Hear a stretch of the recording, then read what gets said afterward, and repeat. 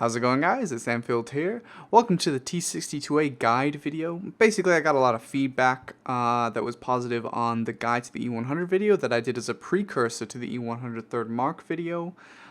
Just to show you guys my setup on the tank with like cruise skills and everything like that, along with how to properly play the tank and put it to use in a battle. So I'm going to do this for the rest of the tanks that I've put on YouTube as third marks, or at least most of them. No particular order, but because it was first, I'm going to do the T62a. So without further ado, let's get right into the guide. Okay, so to get this started, I'll just show some footage of the 62a in action. The replays I picked here to record, I picked them for very specific reasons, and the reason is to show what the 62a is strongest at, both close range and long distances. But I do want to show you this bit right here. You can see I run away. Our VK dies. Our E75 and myself are the only things left. They have 2 tier 10 tank destroyers and 2 tier 9 heavy tanks. It's not a great situation. This is a poor miss on my part because he swerves. Anyways, you know, I can't stay. If I stay there, I'm as good as dead.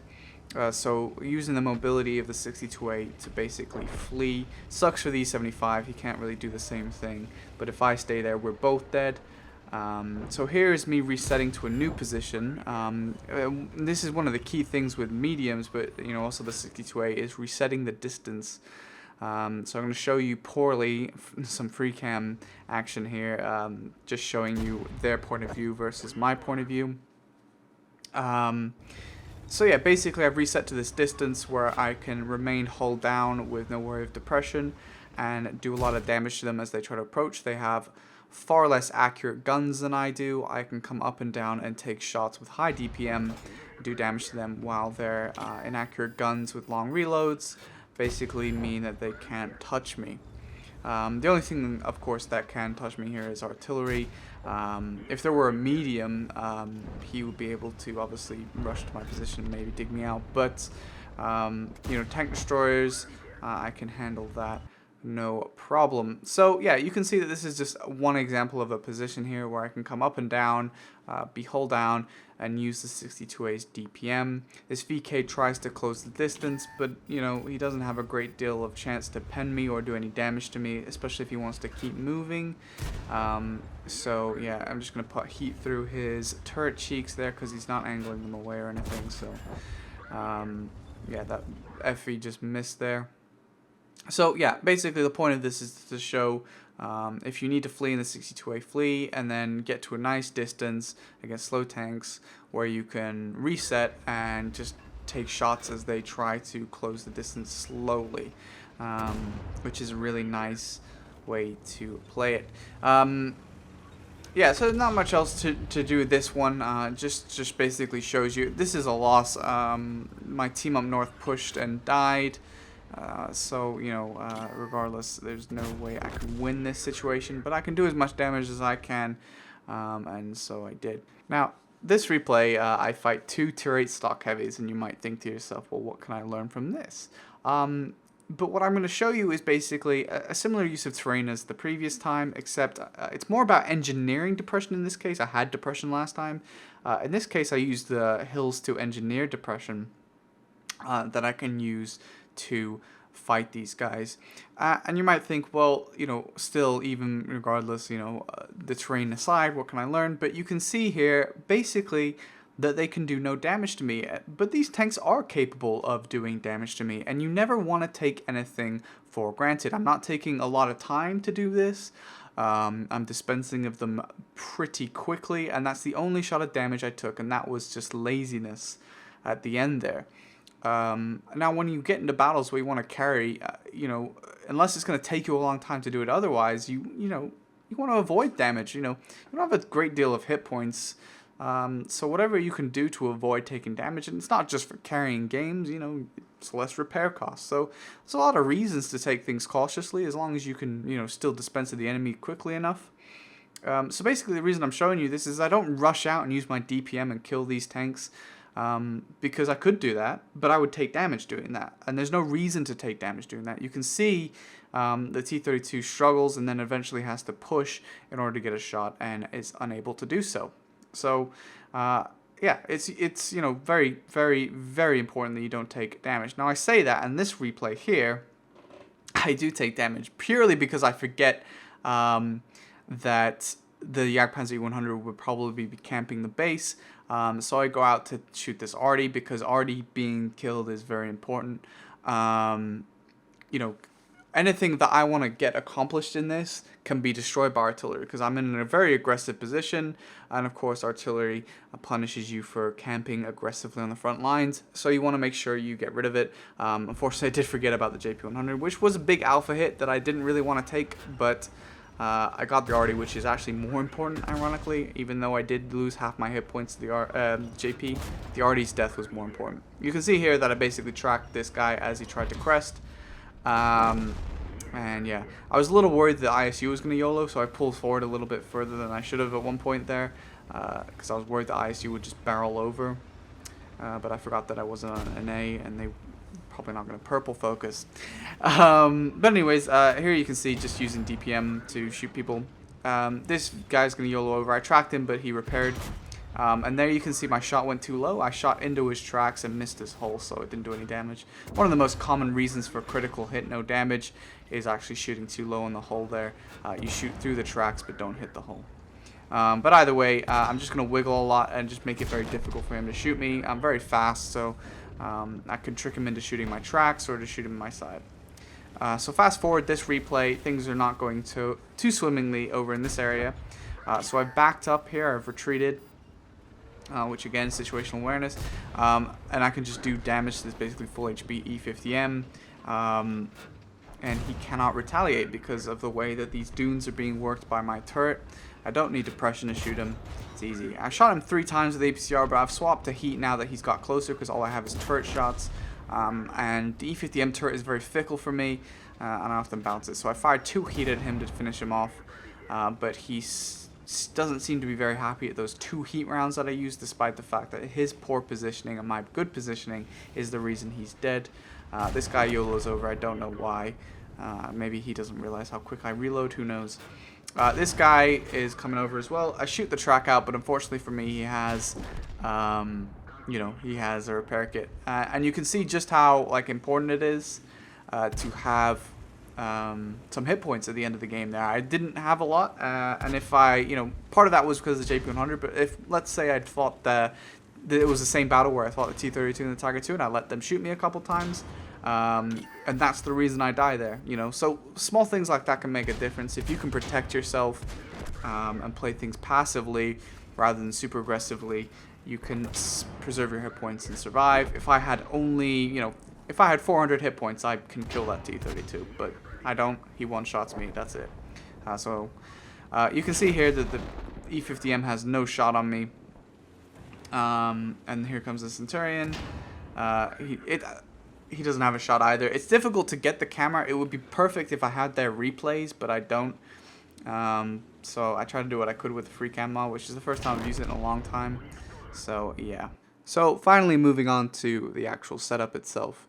So in no particular order, I have the vertical stabilizer, which just helps the tank with snaps and other things like that, which I think is basically given with a tank like the 62a. You want to really enhance that gun as best you can. It allows you to snap and aim quickly and get your shots off quickly. The less time you spend aiming, the more you can utilize the DPM, which is very, very high.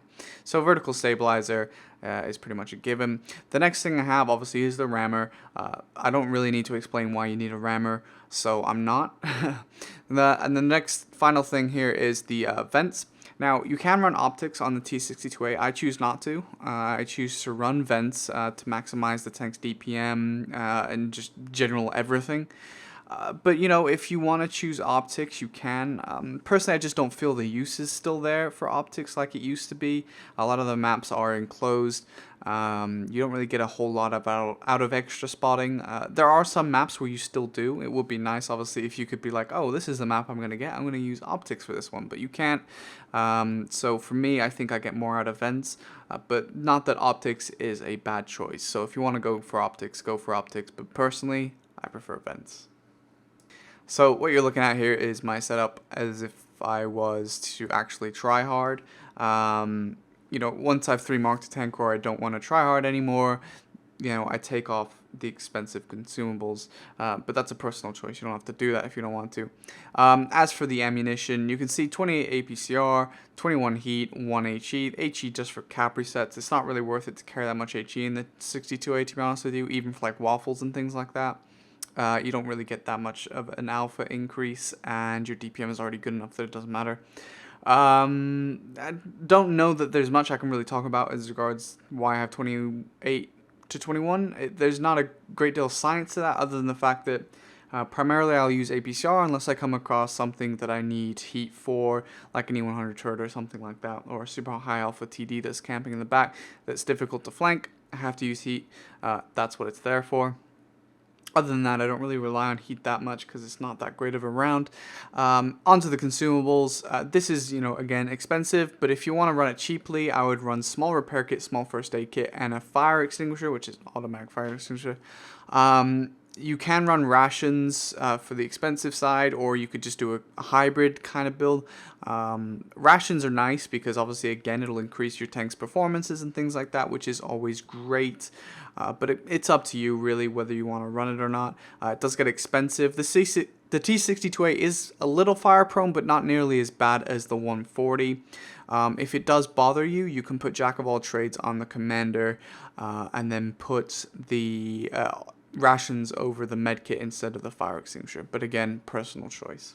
Finally, on to the crew. For the commander, I have Brothers in Arms, Sixth Sense, Camouflage, Repairs, and Situational Awareness being trained. This is not in the order I'd recommend you do it, or in the order I did it. I've retrained these crews many times.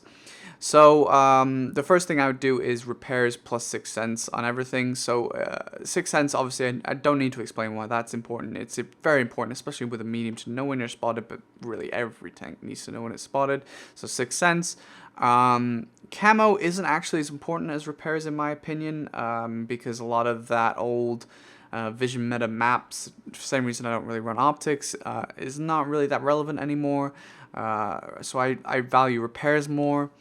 Other than that, I do have, you know, Camo because it is kind of useful still on some maps to avoid being lit. Brothers in Arms, I wouldn't get until you have 4 crew skills.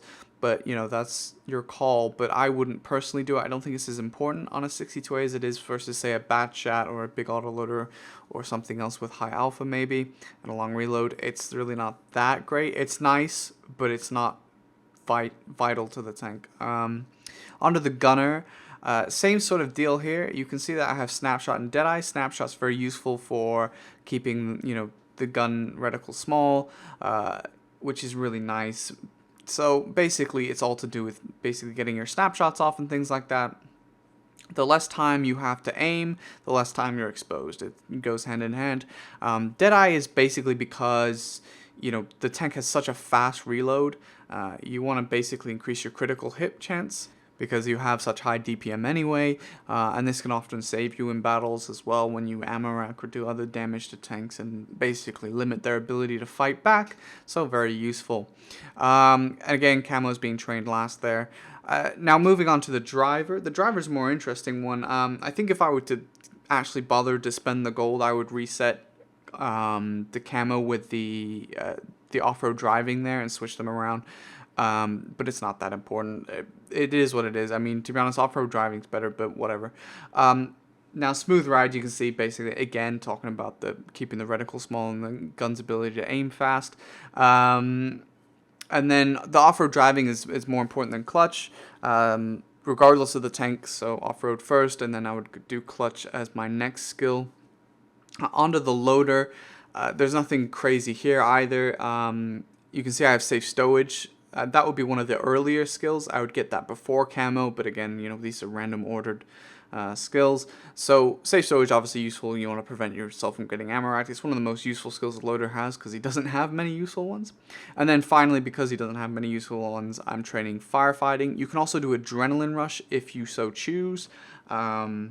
It's not as useful on this purely because the DPM is already high, so you don't get that much of a bonus versus say a high alpha tank that has a lot of hit points when you get adrenaline rush.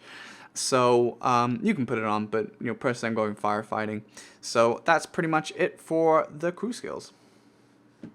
So that about wraps up my guide for the T62a. I hope you guys found this video enjoyable and informative. If you haven't already, check out my third mark session video for the T62a if you want to look at straight gameplay. It was streamed a long time ago. It was the first one I uploaded to YouTube. So it has quite a lot of views, and hopefully it'll be helpful to those of you that are trying to play the 62a. I tried to keep this video condensed as much as possible. I wanted to talk about tons of stuff, and you know, it's very difficult because I get carried away talking about things. So I apologize for the length, but hopefully it is helpful.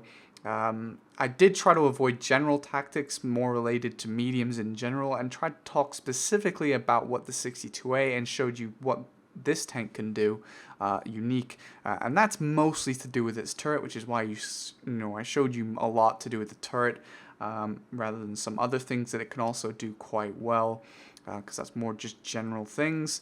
So if you're looking specifically, this will hopefully have helped you with the 62a. But anyway, thanks for watching the video, guys. Stay tuned for more. I will be doing more of these for my other tanks that I have uploaded to YouTube, so that hopefully they will be able to help more people. Thanks again, guys, and I'll catch you next time.